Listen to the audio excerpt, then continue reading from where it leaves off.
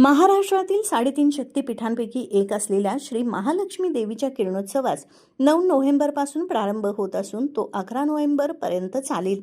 त्या पार्श्वभूमीवर 8 नोव्हेंबरला किरणांची पडताळणी करण्यात आली. यात सायंकाळी 5:42 सूर्यकिरणांनी देवीच्या चरणांना स्पर्श केला.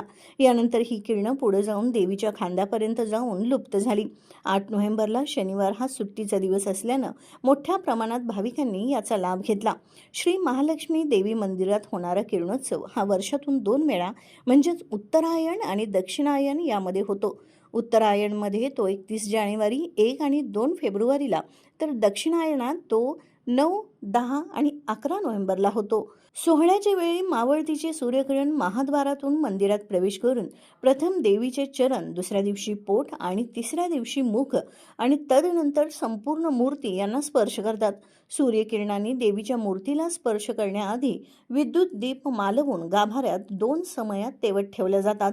किरणोत्सवानंतर देवीची कर्पूर आरती तसंच देवळात घंटानाद केला जातो. 8 नोव्हेंबरला 8,51,000 भाविकांनी देवीचं दर्शन घेतलं.